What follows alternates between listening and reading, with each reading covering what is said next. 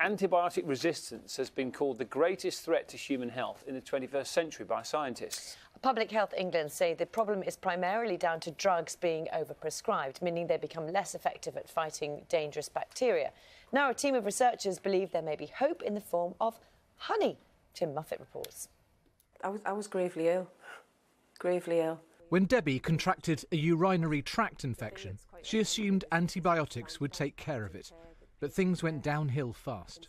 I developed sepsis. So your body sort of goes into overdrive and it attacks itself. They started pumping antibiotics into me, and then as each day passed, they found that that antibiotic wasn't working. I was deteriorating day on day. Why weren't these antibiotics working?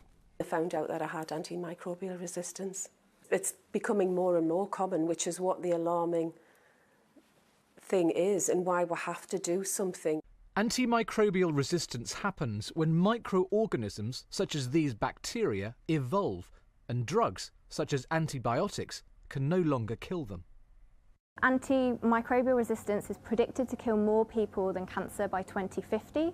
And if we get to a stage where we have no working antibiotics, it would essentially mean the end of modern medicine. Research really started with a curious question around why can bacteria not survive in a beehive? And one of the main reasons for that is the natural antimicrobial properties of honey. Honey has been used as a treatment for infection for centuries. It contains natural antibiotics which can kill bacteria. The problem is it's sticky, which means it's very difficult to use in surgery or on a wound. We're taking it from something that's thick and sticky and turning it into sprays, creams and powders that can be easily applied to lots of different parts of the body.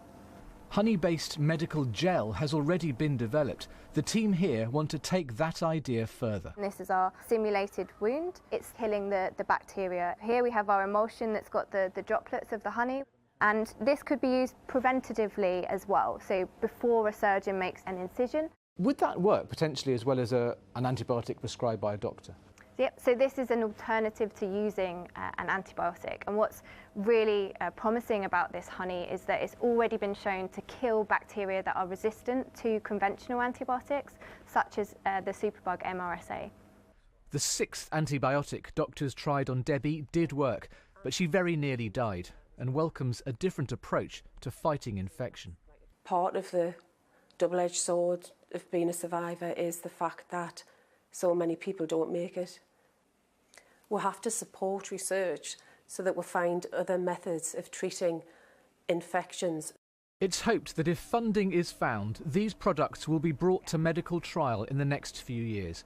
Tim Muffet, BBC News.